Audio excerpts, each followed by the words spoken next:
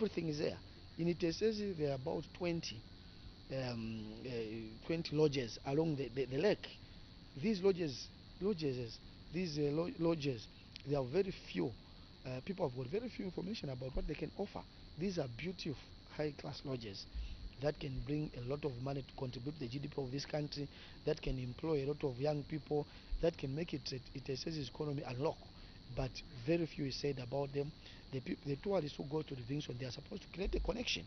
It says the Livingston package, so that those who come from Livingston, they end up in it. It says those who come to say they go to Livingston, they are doing the Mwezi Road. But all this is not known. So mine is to sell the district. Mine is to engage investors. As I speak now, I'm talking to all the lodge owners. We find means of coming up with local tourism initiatives. I'm also trying to understand what challenges they are facing, so that we work with the Ministry of Tourism, so that we see how their business can thrive and be able to move forward.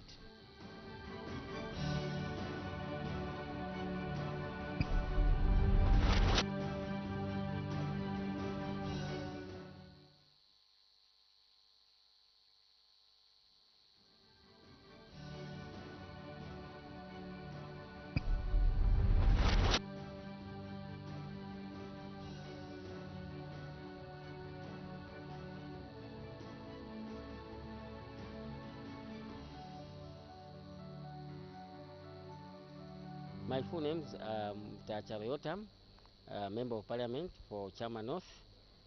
Actually, this is my first term in office. I'm married to a beautiful lady, Beauty Kaluva, and we have got 4 children. I started my grade 1 actually in 1974 at Chama Primary School. From there, I went briefly to Chipata, Feni, where I did my grade 6. That was 1981. After that, I went to Sairi Primary School. That was in Chipata, in Paramount Chief Mpezeni's area, where I did my grade 7. That was 1982. From 1983, I was selected to go to Chama Boys Secondary School. So I did my secondary education at Chama Secondary School from 1983 to 1989. And I think someone would ask to say, but why did you take 7 years? It happened that in grade 11, 1986, there was a protest at school over poor diet. So I was expelled from school. But I fought very hard, and the minister at that time, Honorable Basil Kaumehiso, rest in peace, was the Minister of General Education and Culture at that time, reinstated me, and I went back to Chama Secondary School and completed the 2 years later. I think after I completed my grade 12 in 1989, I started as an untrained teacher in Chama Kapichirasenga Primary School before I migrated to the Copper Belt for greener pasture. And in 1990, I joined the Zambia Electricity Supply Corporation, ZESCO. And while at ZESCO, I think I got interested in the trade union movement. I started as a shop steward. I rose through the structures from shop steward to the position of General Secretary of the National Energy Sector and Allied Workers Union.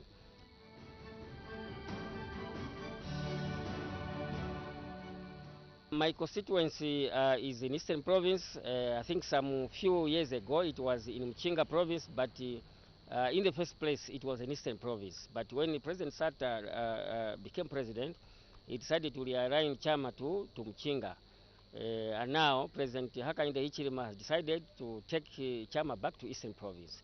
So my constituency is one of the vast constituencies in this country, and which has so many challenges. I was elected on the basis that I should be able to address those challenges our people have been facing. I think Chama has been a Cinderella, one of the Cinderella districts in Zambia since independence. I think the people of Chama have not really they have not received a fair share of the national cake. We have so many challenges. Road network is very, very bad in Chama. However, we are addressing these road challenges, and I'm happy that the new government has been able to listen to us, and I think something is done in that area. I think people have been crying over the Chama Rundas Road. The people have been crying over Chama Matumbo Road. And I think the New Dawn government, they want to continue where the PF left. So I can assure the people of Chama that the issue of the road network, I think, is being addressed in a more proactive manner. I think the other challenges we have is that electrification. Chama has not benefited from the rural electrification since the inception. However, we engaged the government, and so far I'm happy that Chama North was the first constituency to be visited by the Rural Electrification Authority.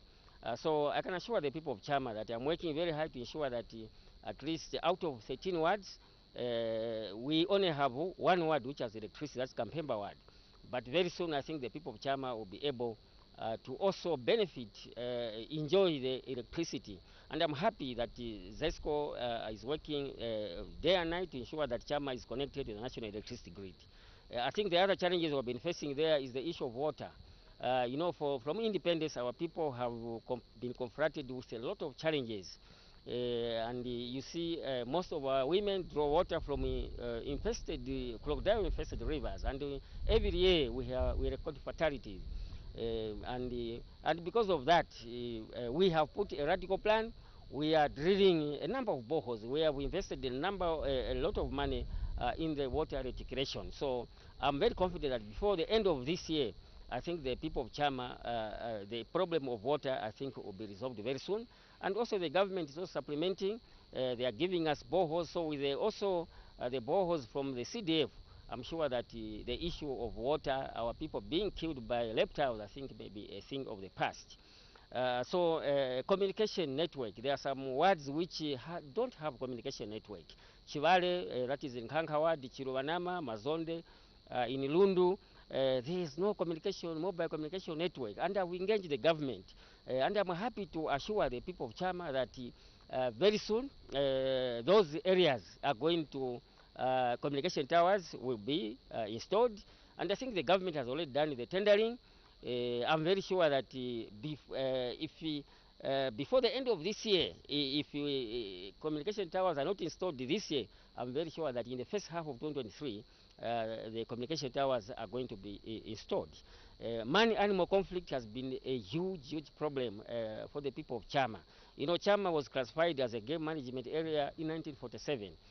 So up to this time, the government has not repealed that act. So there is a lot of challenges our people have been facing. People are being killed by animal conflict. Crops, farming products are being eaten by animals. So the situation is quite so desperate. And I want to appeal to the government that I don't think that the animals must have dominion over human beings. I think God created man to have dominion over everything, including animals. But the way it is now, it is very sad that the majority, if you go to Runda's prison, you go to Chinsari prison, a lot of people are in prison from Chama on wildlife-related crimes. People are being sentenced 5 years, 10 years imprisonment with hard labor. I want to appeal to this government that I think there's need that we must repeal some of these repressive laws. People are found with just a piece of meat in the home. They are taken to the police, and then they are being jailed for so many years. So I feel that there is a need that the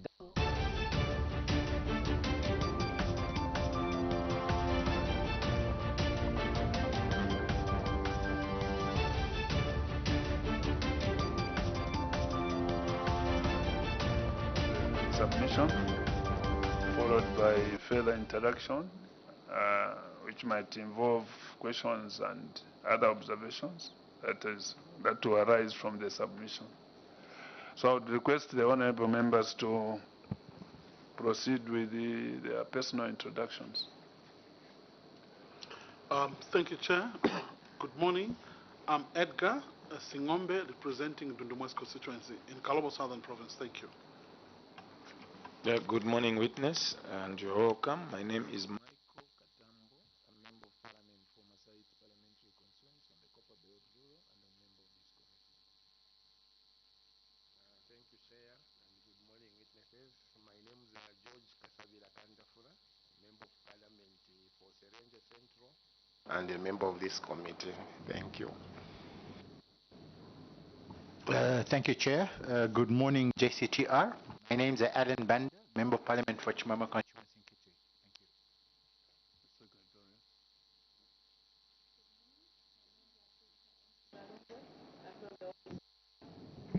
You're most welcome, Jesse Tara. I'm Evans Chilongo from the Office of the Clerk. Thank you. Good morning once again. My name is Achinga Myoto. I represent Kalau Central, and I'm sitting in for the substantive chairperson who is attending to other national duties. I'm a member of this committee.